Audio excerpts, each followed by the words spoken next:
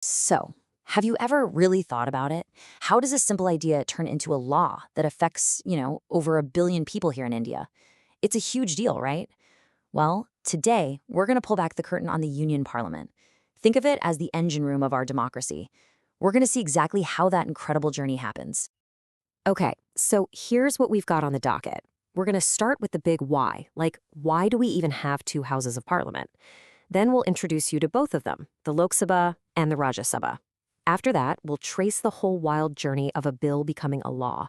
And finally, we'll look at how parliament actually keeps the government on its toes. Sound good? Let's get into it. All right, let's jump right into our first big question. It's a pretty fundamental one. Why have two houses? I mean, wouldn't one be simpler? Let's find out. The whole reason boils down to something called a federal setup, and it makes a ton of sense when you think about it. India is just massive, right? So many different languages, cultures, and local issues. You can't just have one set of rules from the top for everyone. So a federal system splits the power. You've got the union government looking after the big national stuff, and then you have state governments that handle things on a more local level. It's all about creating a balance, making sure everyone's voice gets heard. Okay, so that's the big idea. But how does this federal thing actually look in practice, inside Parliament? Well, let's meet the first house, the Lok Sabha. And its name, House of the People, really tells you everything you need to know. So this house can have a maximum of 550 members, but here's the most important part. Every single one of them is chosen directly by you, by the people. Yep, when you go out and vote in the general elections, this is who you're sending to Delhi. It's the direct voice of the public. So what does it take to become a member here? Honestly, the requirements are pretty simple. You got to be a citizen of India, of course. You need to be at least 25 years old, and your name has to be on the electoral roll somewhere. That's pretty much it. Now, the Lok Sabha has a 5-year term. But, and this is a big but, it's not guaranteed. The president can actually dissolve it early. This could happen if, say, the government loses its majority. It's a really powerful feature, a constant reminder that the power ultimately lies with the voters. Okay, so that's the people's house. Now, let's turn to the other half of the puzzle, the Rajya Sabha. It's also called the Council of States, and its job is totally different, but just as important. First off, it's smaller, max 250 members. And the way they get there is completely different. You and I don't vote for them. Instead, 238 of them are elected by the MLAs we've already chosen in our own state assemblies. So their main job is to be the voice of the states in the central government. And then you have this other cool part. 12 members are nominated by the president.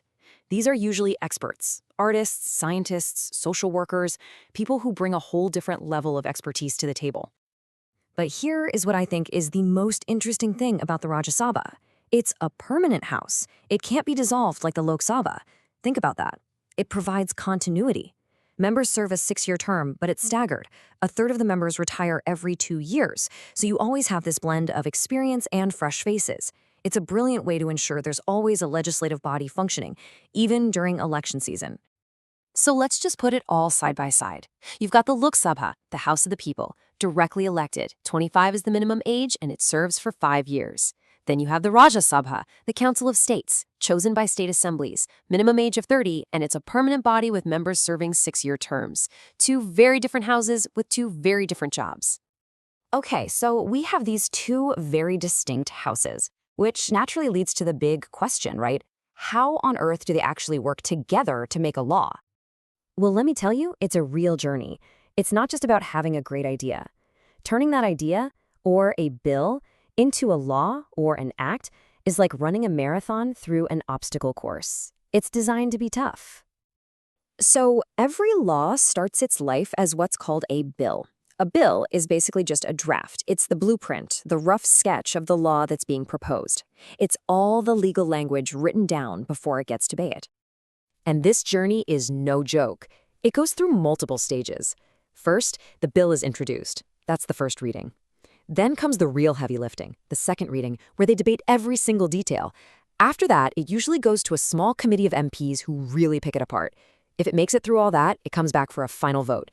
And get this, after all that work, if it passes, the entire process starts all over again in the other house. Only if both houses pass the exact same version does it go to the president to be signed into law. Okay, but there's a big exception here, and it's all about the money.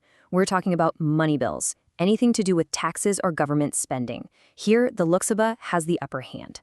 The logic is simple. Since its members are elected directly by the people who pay taxes, they should have the final word on how that money is spent. So a money bill can only be introduced in the Lok Sabha.